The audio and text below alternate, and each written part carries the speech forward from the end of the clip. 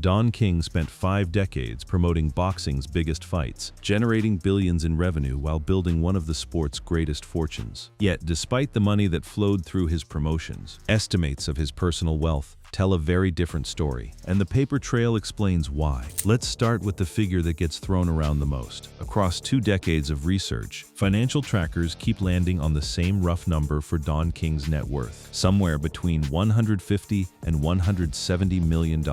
One tracker puts it plainly. Don King has generated a net worth of $170 million as of July 2026. Another says the number sits closer to $150 million as of 2026. Celebrity net worth, one of the more cited outlets on this, lands at the same $150 million figure. But here's where it gets interesting. Those numbers are just what's left standing today, after decades of settlements, taxes, and spending. They don't tell you what actually passed through King's hands. And when you start pulling on that thread, the picture changes completely. One breakdown puts it this way. Don King, an American boxing promoter professional since 1954, has promoted over 500 bouts and made $1 billion in gross revenue. $1 billion in gross fight revenue run through his companies over the decades. That's not personal net worth. That's the top-line number on the events he controlled, the purses he negotiated, the pay-per-view buys he took a piece of, and even a modest cut of $1 billion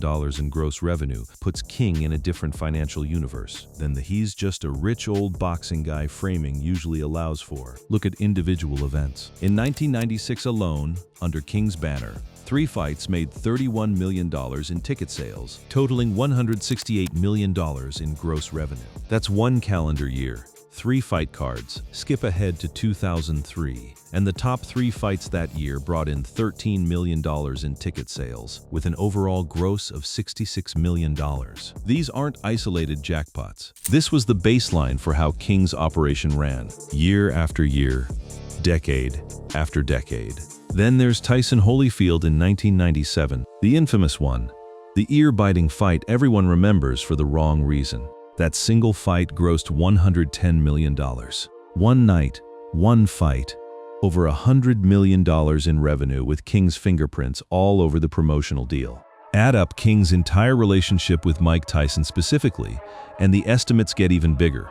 Multiple sources agree that Don made around $100 million from his business engagements with Tyson alone. One fighter, one relationship, $100 million flowing through King's operation over the years they worked together. Now stack that next to Muhammad Ali. King's breakthrough fight, the one that put him on the map internationally, was Ali versus George Foreman in Zaire in 1974. King negotiated a purse that stunned the boxing world at the time. A record-breaking $10 million purse for the showdown between George Foreman and Muhammad Ali, branded forever as the Rumble in the Jungle. $10 million in 1974 money, split between 2 fighters, with King sitting in the middle as the man who'd arranged it and who took his promotional cut before either boxer saw a dollar. That fight alone rewired how boxing purses worked. Before King, fighters were paid what promoters felt like giving them. After King showed the world a $10 million number was achievable, every subsequent negotiation got measured against it, and King made sure he was on the paperwork for every fight that followed. Then there's the side hustle most people forget entirely. In 1984, King took on the job of managing the Jacksons Victory Tour. Yes, the Jacksons, Michael Jackson included. The tour ran from July to December that year and had an attendance of 2 million and grossed $75 million, which in today's inflation-adjusted dollars comes out closer to $185 million. A boxing promoter running one of the biggest music tours of the 1980s and getting paid for it. So when you line all of this up, the $1 billion in gross fight revenue, the $100 million from Tyson alone, the $10 million Ali purse that started it all. The Jacksons tour worth well over $100 million in today's money. The $150 million net worth number starts to look less like the full story, and more like whatever's left standing after 50 years of a much bigger operation. The question isn't whether King made real money, it's where the rest of it actually went. And to understand that, you have to go back to where King came from in the first place, because the man who built this empire didn't start in a boardroom. He started on the streets of Cleveland running numbers, and the road from there to a billion-dollar boxing empire runs through some very dark territory. Before there was a Don King Productions letterhead, before there was a signature afro and a fistful of American flags, there was a kid from Cleveland who dropped out of Kent State and started running an illegal numbers racket out of the basement of a record store on Kinsman Road. That's the foundation everything else got built on, and it's a foundation soaked in violence that most fortune trackers skip right past. In 1954, a man named Hillary Brown tried to rob one of King's gambling houses. King shot him. The courts ruled it justifiable homicide after it was found that King shot Hillary Brown in the back and killed him while he was attempting to rob one of King's gambling houses, and King walked free. 12 years later, in April of 1966, King got into a street fight with one of his own employees, a man named Sam Garrett, over a debt. The numbers on the debt itself depend on who you ask, King said. Garrett owed him $900. Garrett said it was $600. What isn't in dispute is what happened next. Witnesses described King kicking Garrett in the head at least 3 times, and also striking him with a .38 caliber revolver before police pulled him off. One witness account has Garrett's final words to King being a plea to just give him the money he was owed. A jury took 4 hours to convict King of second-degree murder, a charge carrying a possible life sentence. But that conviction didn't stick as murder. It got knocked down to voluntary manslaughter, and King ended up serving 3 years and 11 months in the Marion Correctional Institution before his release. He was formally pardoned years later, in 1983, by the sitting governor of Ohio, with letters of support written on his behalf by figures including Jesse Jackson and Coretta Scott King. Less than 4 years behind bars for killing a man over a few $100s. That's the origin point of the fortune we're talking about. King himself never hid from this chapter.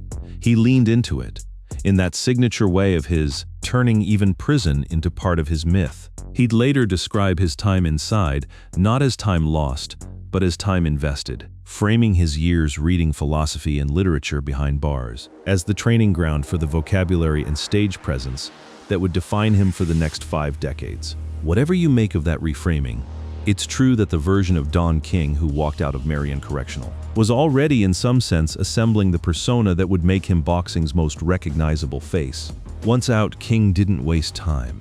He pivoted from running numbers to promoting fights, and his first real move into the sport came through community fundraising. He convinced Muhammad Ali to headline a charity boxing event to help raise money for a struggling hospital in Cleveland. That single connection opened the door. Not long after, King partnered with veteran Cleveland promoter Don Elbaum, a man who already had years of experience and an existing stable of fighters, and the two began building small cards together, giving King his first real footing in legitimate boxing promotion. From there, everything moved fast. Within a few years of walking out of prison, King had positioned himself close enough to Ali to help orchestrate the 2 fights that would define his entire career and cement his name in boxing history forever. The Rumble in the Jungle against George Foreman, and the Thrilla in Manila against Joe Frazier. A man who'd been convicted of stomping someone to death over a few $100s was now standing in Zaire, negotiating a $10 million purse with an entire national government behind him. It's worth sitting with that turn for a second. King wasn't some outsider who got lucky. He built his entire promotional playbook on the same instincts that had made him dangerous on the streets of Cleveland. Reading people, remembering every number, controlling the room. One detail that keeps surfacing about King is his memory for figures. During his numbers running days, he apparently never wrote down a single bet, keeping every wager in his head. That same skill translated directly into how he ran his boxing empire, knowing every purse, every clause, every dollar owed before anyone else in the room did. By the mid-1970s, the transformation was complete on paper. The killer from Kinsman Road was now the promoter standing next to Muhammad Ali on international television, credited with staging 2 of the most famous fights in the history of the sport. But the same instincts that got him convicted of manslaughter, the willingness to fight over money, the refusal to let a debt go unsettled his way, never actually left him. They just moved from the street corner into the boardroom and into the contracts he wrote for every fighter who worked under him, from that point forward. And that's exactly where the real money and the real controversy started to multiply. If Ali was the fight that made Don King's name, Mike Tyson was the fighter who made his fortune. Together, the two of them turned King's promotional company into one of the most powerful operations in sports history, and turned King himself into one of the wealthiest men in boxing, whether or not the official net worth trackers ever fully caught up to it. Start with Ali, because that's the relationship that gave King legitimacy. After the Foreman fight in Zaire, King promoted Ali again the following year against Chuck Wepner, and then again, in the fight that's arguably more iconic than the first. The third and final bout between Ali and Joe Frazier, the Thrilla in Manila. King's name was now permanently welded to two of the 4 or 5 most famous fights in the entire history of the sport. Ali's roster of opponents under King's promotion also included Larry Holmes, and King's ability to keep landing Ali on marquee cards meant every fight was a payday, and King's cut of the promotional revenue was baked into every single one. That relationship wasn't without friction either. Even Ali eventually turned on King in court. In 1982, Ali sued King directly, alleging he'd been underpaid by over $1 million for a fight against Larry Holmes. According to reporting on the case, King responded not with a courtroom defense, but with a suitcase, handing an associate of Ali's $50,000 in cash, along with a letter designed to end the lawsuit before it could gain momentum. It's a strange, almost cinematic detail, but it captures something real about how King operated. Cash solved problems fast, and lawsuits were just another cost of doing business. Then came Tyson, and the money got exponentially bigger. King attached himself to Tyson during his rise through the heavyweight division in the late 1980s, and the partnership became, in the words of more than one financial writer, an absolute financial powerhouse. Every major Tyson fight ran through King's promotional machine, including the infamous 1997 rematch against Evander Holyfield, the one that ended in a disqualification. After Tyson bit a chunk out of Holyfield's ear, grotesque as the ending was, the fight still pulled in $110 million in gross revenue, and King's company had negotiated the promotional terms. Across the full span of the King-Tyson partnership, estimates land in a consistent range. Don made around $100 million from his business engagements with Tyson alone. That's not a single fight number. That's the cumulative take across a run that included some of the biggest heavyweight cards of the entire decade. But Tyson didn't stay quiet about how that money got split. By 1998, the relationship had curdled completely, and Tyson filed a federal lawsuit against King, seeking $100 million, accusing his former promoter of systematically cheating him. The lawsuit itself, filed in Manhattan, didn't hold back. It alleged that King approved one-sided, unconscionable, and oppressive agreements between his companies and a boxing industry that wanted to benefit from the huge value of Tyson's fights, describing Tyson as a vulnerable, unsophisticated fighter who couldn't fully understand the contracts he was signing. The specific allegations in that filing are worth sitting with, because they show exactly how King's money machine was structured. According to the suit, Tyson was required to pay consulting fees to King's wife, son and son-in-law, and other fees to King's daughter, who at the time was president of the Mike Tyson fan club. Tyson was also allegedly on the hook for King's own travel expenses, security costs, corporate cars, and even renovations at King's businesses, plus inflated purses paid out to undercard fighters that King was separately promoting. Every part of King's operation, in other words, was allegedly funded off the top of Tyson's own purses before Tyson ever saw a check. Perhaps the most damning detail in the whole filing involves timing. The lawsuit claimed King had taken advantage of Tyson's imprisonment, visiting him and persuading him to sign contracts when he knew the boxer had no access to an attorney, with one of those visits reportedly coming just 5 days before Tyson's release from prison. Tyson would later put it in blunter terms himself, describing King in his own words as ruthless and greedy, and saying King had done more harm to black fighters than any white promoter in the sport's history. A striking accusation given that King had built much of his public persona around uplifting black fighters in an industry that had historically exploited them. The case dragged on for years before it ever reached a jury. In the end, King agreed to pay Tyson $14 million to resolve the matter, a fraction of the $100 million originally sought, and money that, ironically, Tyson himself never actually got to keep. By the time the settlement landed, Tyson was in the middle of personal bankruptcy proceedings, owing roughly $38.4 million to various creditors, including the IRS and his ex-wife. The entire $14 million settlement got funneled straight into a bankruptcy repayment plan, alongside proceeds from selling 2 of Tyson's Las Vegas houses just to chip away at the debt pile. So look at what that settlement actually represents. King allegedly took in something like $100 million off Tyson's career. He paid back $14 million of it years later, and that $14 million didn't even reach Tyson's pocket. It went straight to creditors. Even under the most generous reading of the settlement, King came out of the Tyson years with tens of millions of dollars that never showed up cleanly on any public net worth tracker, because settlements like this rarely get subtracted dollar for dollar from a promoter's actual holdings. The money had already moved through property, through business expenses, through years of spending long before any lawsuit forced a number onto paper. And Tyson wasn't the only fighter to come after King in court. The same pattern shows up again and again across King's career. Larry Holmes, Tim Witherspoon, Terry Norris, and Muhammad Ali himself all filed claims alleging King had shortchanged them. Most of those cases, like Tyson's, got settled out of court rather than argued in front of a jury, with King writing checks to make the lawsuits disappear, rather than risk what a trial might expose. Terry Norris alone walked away with a settlement north of $7 million.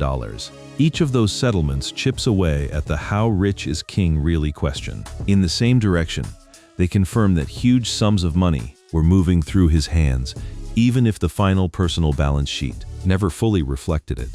Boxing wasn't the only business Don King built, and this is where his fortune gets genuinely underestimated by anyone only looking at fight purses. King spent decades diversifying into media, music, and property, and every one of those ventures added another layer to a fortune that rarely gets tallied up in one place.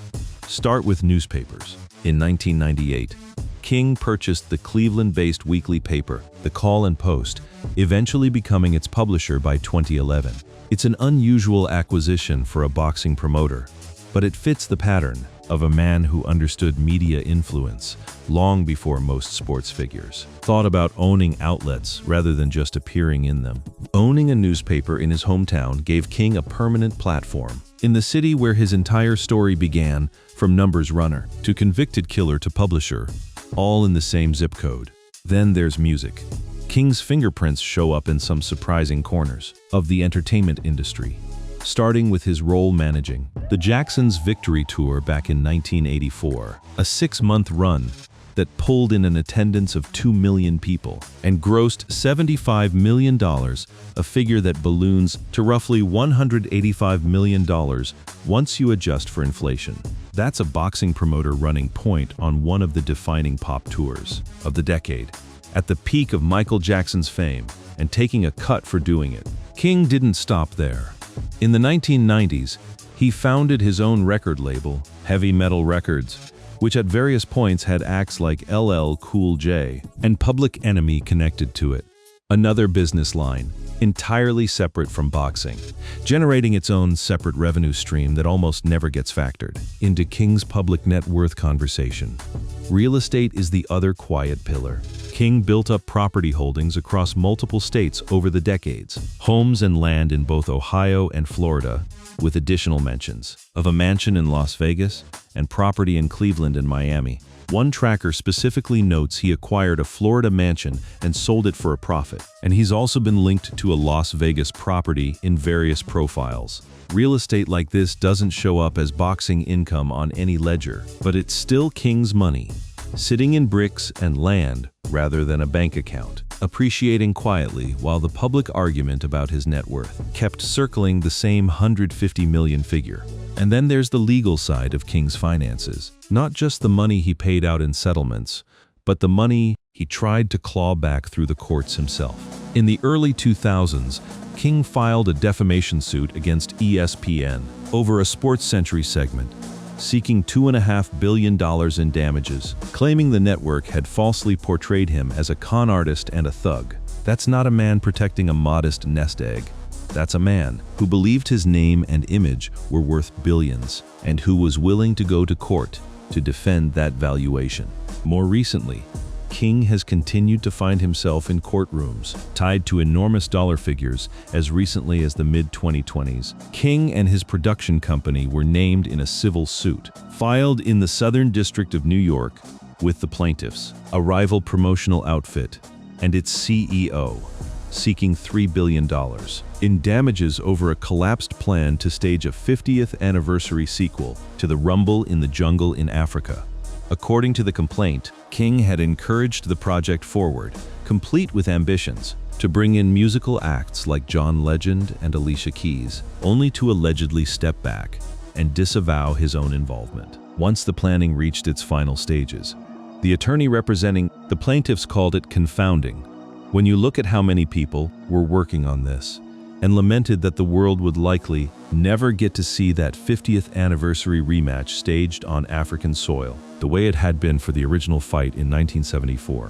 Whatever the outcome of that particular case, it tells you something important about where King still sits in the boxing world, even in his 90s. He's still the name attached to billion-dollar-plus lawsuits, still the figure whose involvement in a project can move an entire deal forward or collapse it entirely. That's not the profile of a man who's faded into irrelevance. That's the profile of someone whose name alone still carries enough weight to be worth fighting over in federal court. Add it all up: the newspaper, the record label, the music tour, the real estate scattered across 3 or 4 states, the billions sought and defended in litigation, and you start to see why the flat $150 million figure feels incomplete. It captures a snapshot of liquid, easily trackable wealth. It doesn't capture the newspaper he still owns, the land he's held for decades, the settlements that moved tens of millions through his companies, without ever touching a public net worth calculator, or the ongoing legal exposure and legal leverage that still swirls around his name in 2026. So where does that leave Don King today, in his 90s? Decades removed from the Rumble in the Jungle and the peak of the Tyson years, by most public accounting, he's living a considerably quieter life than the version of him that once stood ringside in a jacket covered in American flags, shouting his own name into a microphone. Reports describe him now working with what's been called a skeleton staff, operating out of Deerfield Beach, Florida, a long way from the roar of Zaire, or the lights of the Vegas Strip during the Tyson era. His personal life has quieted too. His wife Henrietta, married to him for 50 years, passed away back in December of 2010. By most accounts, King has lived a fairly solitary life since then, splitting time between properties in Florida and elsewhere, staying connected to his children, a daughter, 2 adopted sons, and several grandchildren, while stepping back from the day-to-day grind of promoting fight cards the way he once did. But quieter doesn't mean broke, and it doesn't mean irrelevant. King has stayed connected to the sport well into his 90s. As recently as 2022, he was back promoting a world title fight between Trevor Bryan and Daniel Dubois, a fight that fittingly ended up generating its own lawsuit, continuing a pattern that's followed King through virtually every chapter of his career. And that billion-dollar Rumble in the Jungle sequel lawsuit shows his name is still valuable enough, even now, to anchor claims worth billions of dollars in federal court. Here's the thing about all those net worth trackers landing somewhere between $100 million and $170 million. They're not wrong. Exactly. They're measuring what's traceable: bank accounts, known property, publicly reported holdings. What they can't measure is the full scope of $1 billion in gross fight revenue that passed through King's companies over 50 years, the estimated $100 million from the Tyson years alone, the tens of millions in settlements that moved through his businesses, rather than out of them, or the value of decades-old real estate holdings that have appreciated quietly while nobody was counting.